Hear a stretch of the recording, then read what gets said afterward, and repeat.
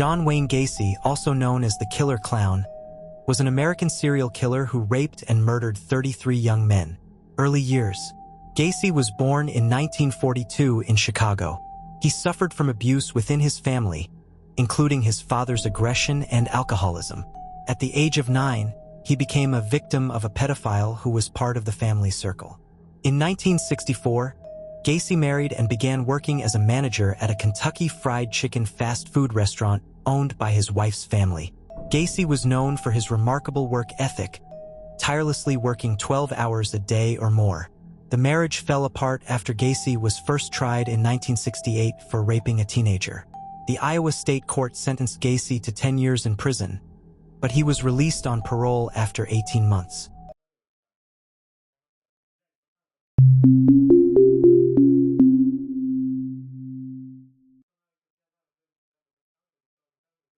Crimes and arrest. Shortly after his release from prison, Gacy moved to the Chicago suburb of Norwood Park. In 1971, he bought a house there and started a construction business.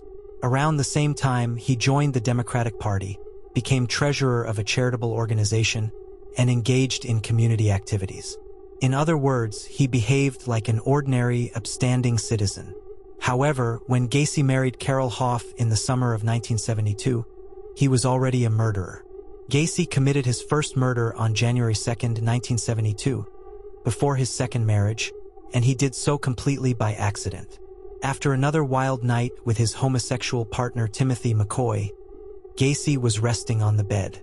When Timothy approached him with a kitchen knife in his hand, Gacy became frightened and began to defend himself. During the ensuing fight, he killed his young lover, as he was much older and stronger.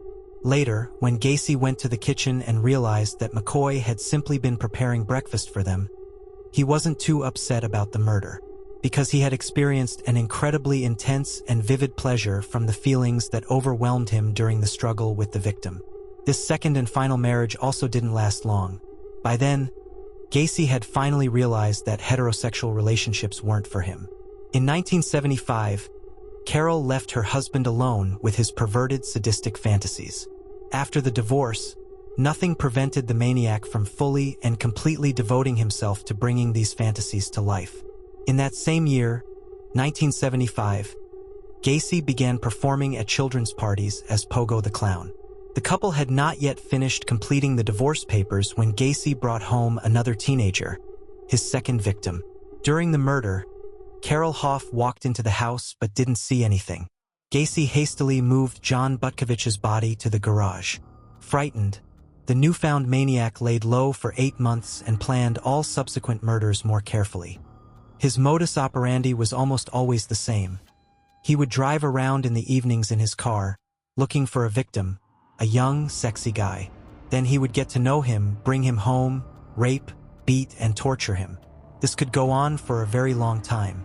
In between torture sessions, Gacy would read the Bible to his victims, then strangle them and dump them in the basement or the local river when the basement became too full. Sometimes victims would come to his house on their own, responding to an ad for workers in a construction company.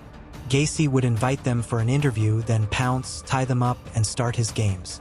Bloody excitement and impunity drove Gacy into ecstasy. He wanted to experience even stronger sensations, so he brought 2 victims home at once.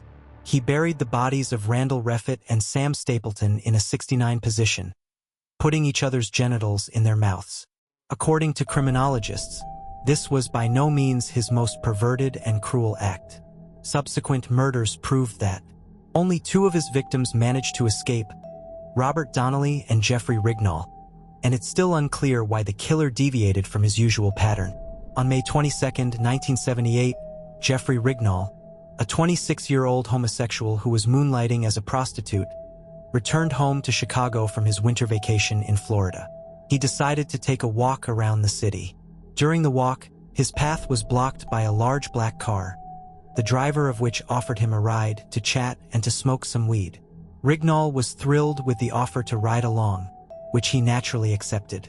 But before they had driven a few kilometers, the driver abruptly pulled out a rag soaked in chloroform and began choking Rignall, causing him to lose consciousness. Over the course of several hours, Rignall drifted in and out of consciousness, trying to understand what was happening to him. But the stranger kept cutting off his airways with chloroform, not allowing him to come to his senses. That evening, Rignall was subjected to terrible torture and was brutally raped by the stranger. The next morning, he woke up under a statue in Lincoln Park in Chicago and was utterly shocked that the stranger had left him alive. The injuries inflicted on Rignall forced him to spend 6 days in the hospital, where he told the police about the incident. Along with numerous cuts and liver burns caused by chloroform, Rignall suffered serious emotional trauma. But Rignall was not believed at the time, considered a blackmailer. The same thing happened with Donnelly's statement in 1977, who was registered with a psychiatrist. After all, John Wayne Gacy was the treasurer of a charitable society and provided substantial financial assistance to the Norwood Park District Police. Moreover, he was a member of the local Masonic Lodge, engaged in charity work, visited hospitals, and participated in parades. Even the fact that Gacy had been convicted of sexual harassment of minors was not taken into account. On December 11, 1978, 15-year-old Robert Piest went missing, last seen by witnesses with Gacy. The boy's mother said he had gone to apply for a job with Gacy and never returned. Gacy was detained and had to spend the night at the police station. In his eccentric manner, he invited the police to his home for a cup of coffee, and that's when they first noticed a strange, specific smell. After a preliminary search of his house, belts, handcuffs, dildos, marijuana, and Valium pills were found. However, the police did not check the basement and attic of the house, and Gacy was released. The next day, the police received information that in 1977, a certain Donnelly had filed a complaint against Gacy, claiming he had been raped by him. Jeffrey Rignall's statement also surfaced. Additionally, the police made an inquiry to the state of Iowa about Gacy's old 1968 case. It turned out that while he was a restaurant manager, he had coerced subordinates into homosexual contacts. Therefore, he was detained again on December 21st. At this time, the police conducted a second search of Gacy's house, this time in the basement. Police officers who went down without gas masks nearly lost consciousness from the smell of the numerous bodies found in the basement. On December 22nd, Gacy was charged and asked to indicate the burial site of the victims. Gacy, unaware of the search in his basement, reported that the body of a certain Butkovich was encased in concrete in his garage.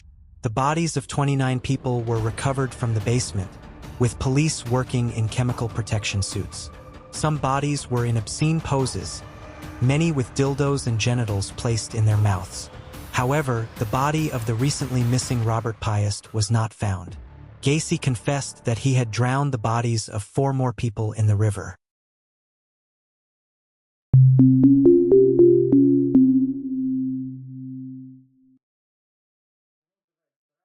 Trial and execution. The trial began in February 1980. On March 13th of the same year, Gacy was sentenced to death.